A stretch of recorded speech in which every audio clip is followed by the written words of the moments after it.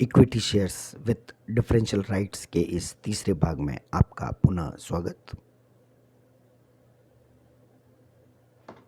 प्रत्येक बार की तरह यह पाठ्यक्रम जो जय नारायण व्यास विश्वविद्यालय द्वारा एमकॉम अंतिम वर्ष के विद्यार्थियों के लिए निर्धारित किया गया है वह आपके सामने है पेपर 201 के लिए, और लाल कलर में दर्शाया गया अध्याय अभी अनवरत जारी है।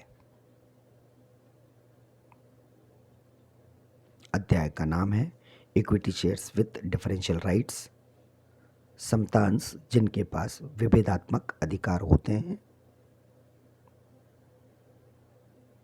इस अध्याय में हम बात करेंगे share capital and debenture rules 2014, अंश पूंजी और ऋण पत्र नियम 2014। In exercise of the power conferred under Section 43A(2), the central government announced Rules 4 under Companies Share Capital and Debentures Rules 2014 to deal with equity shares with differential rights। धारा 43A(2) के तहत प्रदत्त शक्ति का प्रयोग करते हुए केंद्र सरकार ने विभेदक अधिकारों के साथ समता अंशों से निपटने के लिए कंपनियों अंश पूंजी और ऋण पत्र नियम 2014 के तहत नियम 4 की घोषणा की है। This rules lay down the following conditions to be compulsorily complied with। नियम निम्न शर्तों को अनिवार्य रूप से पालन किए जाने के लिए निर्धारित करते हैं।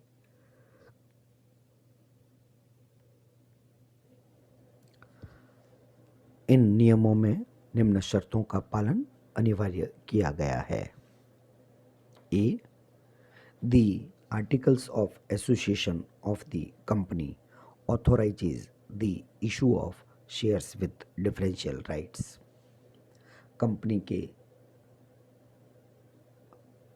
अंतर नियमों में विभेदक अधिकारों के साथ अंशों के निर्गमन को अधिकृत किया गया हो।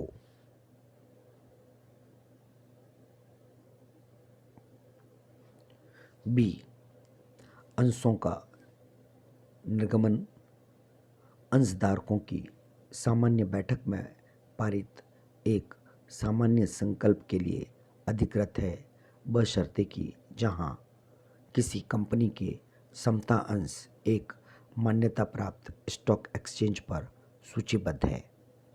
ऐसे अंशों का निर्गमन अंशधारकों द्वारा डाक मतपत्र द्वारा अनुमोदित किया जाएगा। The issue of shares is authorized by an ordinary resolution passed at a general meeting of the shareholders, provided that where the equity shares of a company are listed on a recognized stock exchange, the issue of such shares shall be approved by the shareholders through postal ballot। C, the shares with differential rights shall not exceed 26% of the total post-issue paid-up equity share capital, including equity shares with differential rights issued at any point of time। विभेदक अधिकारों वाले अंश किसी भी समय जारी किए गए विभेदक अधिकारों के साथ समता अंश सहित कुल निर्गमन करने के बाद प्रदत्त समता अंश पूंजी के 26% से अधिक नहीं होंगे। D, the company having consistent track record of distributable profits for the last 3 years. Company के पास पिछले 3 वर्षों के लिए वितरित मुनाफे का सुसंगत रिकॉर्ड होना चाहिए। The company has not defaulted in filing financial statements and annual returns for 3 financial years immediately preceding the financial year in which it is decided to issue such shares।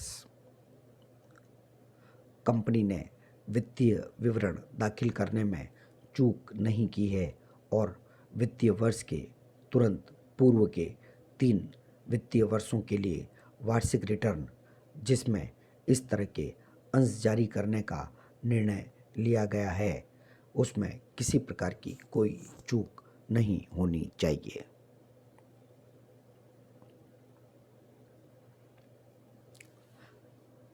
Next, the company has no subsisting default in the payment of a declared dividend to its shareholders or repayment of its matured deposits or redemption of its preference shares or debentures that have become due for redemption or payment of interest on such deposits or debentures or payment of dividend। Company ने घोषित लाभांश के भुगतान में अपने अंशधारकों को भुगतान या उसके परिपक्व जमा राशि या मुक्ति या ऐसे जमा या ऋण पत्र पर ब्याज का भुगतान या लाभांश का भुगतान करने में किसी प्रकार की चूक नहीं की हो। The company has not defaulted in payment of the dividend on preference shares or repayment of any term loan from a public financial institution or state level financial institution or scheduled bank that has become repayable or interest payable thereon or dues with respect to statutory payments relating to its employees to any authority or defaulted in crediting the amount in investor education and protection fund to the central government। Company को अधिमान अंशों पर लाभांश या किसी सार्वजनिक वित्तीय संस्था के किसी भी टर्म लोन का पुनर्भुगतान या राज्य स्तरीय वित्तीय अनुसूचित बैंक जो अपने कर्मचारियों से संबंधित किसी भी प्राधिकरण से उनके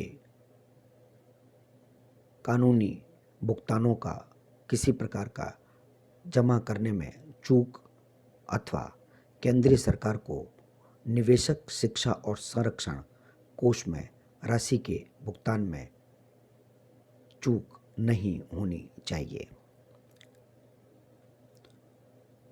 The company has not been penalized by court or tribunal during the last 3 years of any offense under the Reserve Bank of India Act 1934, the Securities and Exchange Board of India Act 1992, the Securities Contract Regulation Act 1956, the Foreign Exchange Management Act 1999, or any other special act under which such companies being regulated by sectoral regulators।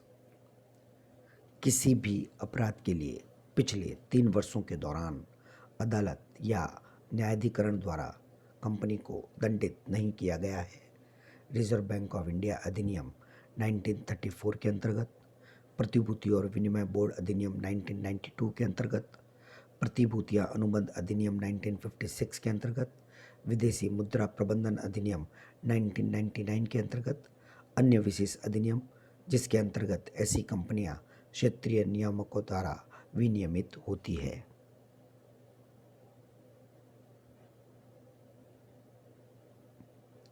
It is further clarified that the company shall not convert its existing equity share capital with voting rights into equity share capital carrying differential voting rights and vice versa। आगे यह स्पष्ट किया गया है कि company अपनी मौजूदा समता अंश पूंजी मतदान अधिकारों के साथ को समता अंश पूंजी जिसमें विभेदक मतदान अधिकारों में परिवर्तित नहीं करेगी और ठीक इसका विपरीत भी नहीं करेगी। It is further clarified that the holders of the equity shares with differential rights shall enjoy all other rights such as bonus shares, right shares, etc., which the holders of equity shares are entitled to subject to the differential rights with which such shares have been issued.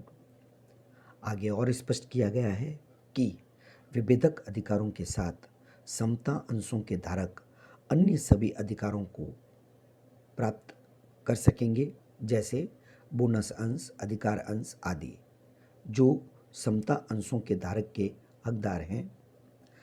विभेदक अधिकारों के अधीन जिसके साथ इस तरह के अंश जारी किए गए हैं। It is also specified that where a company issues equity shares with differential rights, the register of members maintained under Section 88 shall contain all the relevant particulars of the shares so issued along with details of the shareholders. यह भी निर्दिष्ट किया जाता है कि जहां एक company विभेदक अधिकारों के साथ समता अंश जारी करती है, धारा 88 के तहत बनाए गए सदस्यों के रजिस्टर में अंशधारकों के विवरण के साथ जारी किए गए अंशों के सभी प्रासंगिक विवरण शामिल करेगी।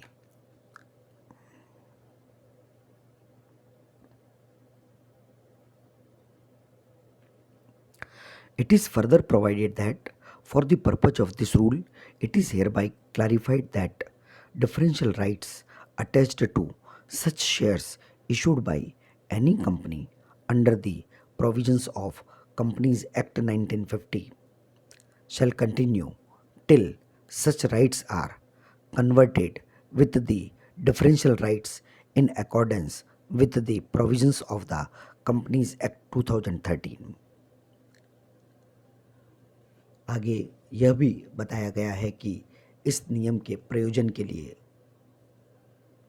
कंपनी अधिनियम 1956 के प्रावधानों के तहत किसी भी कंपनी द्वारा जारी किए गए अंशों से जुड़े विभेदक अधिकार तब तक जारी रहेंगे जब तक इस तरह के अधिकारों के अनुसार विभेदक अधिकारों में कंपनी अधिनियम 2013 के अनुसार परिवर्तित नहीं हो जाते। To that extent, rights of existing shareholders have been grandfathered.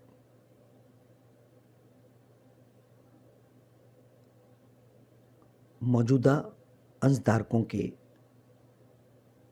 अधिकार उस सीमा तक गौण कर दिए जाएंगे।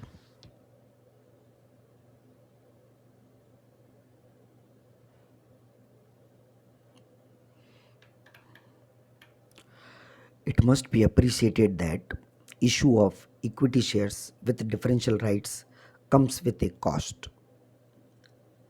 यह सराहना की जानी चाहिए कि विभेदक अधिकारों के साथ समता अंशों का मुद्दा लागत के साथ आता है, अर्थात अधिकार प्राप्त होते हैं तो साथ में उसकी लागत भी चुकानी पड़ती है। This kind of arrangement certainly dilutes the corporate governance perspective. इस प्रकार की व्यवस्था निश्चित रूप से निगमीय प्रशासन के परिप्रेक्ष्य में को प्रभावित करती है। The system clearly violates the principle of democracy. यह प्रणाली स्पष्ट रूप से लोकतंत्र के सिद्धांतों का उल्लंघन करती है। It creates classes within classes. यह प्रणाली वर्गों के भीतर नए वर्ग बनाती है। Tata were the first in 2008 to issue equity shares with differential rights. Tata company ने 2008 में पहली बार विभेदक अधिकारों के साथ समतांश जारी किए थे। They came out with a differential right issue under the nomenclature of Class A shares. Way class ए अंशों के नामकरण के तहत एक विभेदक अधिकारों के अंशों के साथ निर्गमन लेकर आए थे। The voting rights were diluted to 1/10 and the rate of the dividend was 5% more as compared to the other category of Tata Motors shares being traded on the stock exchange. इन अंशों पर मतदान के अधिकार 1/10 कर दिया गया था और लाभांश की दर को 5% अधिक किया गया था, जो कि टाटा मोटर्स के अन्य अंशों की तुलना में था जो मान्यता प्राप्त स्टॉक एक्सचेंज पर ट्रेड किए जा रहे थे. Pantaloons issued bonus shares with differential voting rights with an additional 5% dividend, but 1/10 voting rights to ordinary equity shares. इसी तरह पेंटालून ने भी अतिरिक्त 5% लाभांश देकर विभेदक अधिकार के साथ बोनस अंश जारी किए, लेकिन उन पर सामान्य अंशों की तुलना में 1/10 वोटिंग अधिकार था. Gujarat NRE Coke and Jain irrigation systems issued similar bonus shares with differential voting rights. Gujarat NRE Coke और जैन इरिगेशन सिस्टम के द्वारा भी विभेदक अधिकारों के साथ समता बोनस अंश जारी किए गए थे. ये कुछ उदाहरण हैं जिनमें अधिकारों को कम या ज़्यादा करने के बदले में लाभांश को कम या ज़्यादा करने का जो प्रावधान है वह अधिक अधिकारों के साथ लागत का भुगतान करना पड़ता है, इस बात को, इस व्यवस्था को स्पष्ट करता है. कुछ शेष रहे नियमों के बारे में अगले व्याख्यान में बात करेंगे. धन्यवाद.